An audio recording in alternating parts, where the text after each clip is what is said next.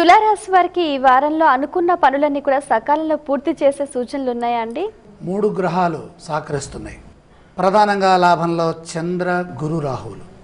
లాభంలో ఎన్ని గ్రహాలు ఉంటే అంత శుభప్రదంగా ఉంటుంది. ఆర్థిక విజయం ఉంది. సమర్థవంతంగా పనిచేయండి. అచంచలమైన ఆత్మవిశ్వాసం మిమ్మల్ని రక్షిస్తుంది. ఉద్యోగంలో ఆశించినంత ప్రతిఫలం ఉంది. బాగా శ్రద్ధతో వ్యవహరించండి. పొరపాటు జరగకుండా చూసుకోవాలి.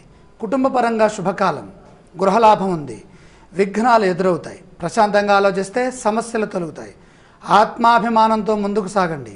ఐశ్వర్య సిద్ధి, ఉత్తమ భవిష్యత్తు రెండూ సిద్ధిస్తాయి. తులారాశి వారు పఠించవలసిన స్తోత్రాలు ఏవండి? శ్రీ మహాగణపతి ధ్యానం చేయటం చాలా ఉత్తమం. ఆలయ సందర్శన క్రమంలో ఏ దేవీ దేవతలను దర్శించాలంటారు? ప్రాతకాలంలో అంటే సూర్యోదయం అవుతున్న సమయంలో గణపతి సందర్శనం శ్రేష్టప్రదం. ఈ రాశి వారు చేయవలసిన దానాలు ఏవండి?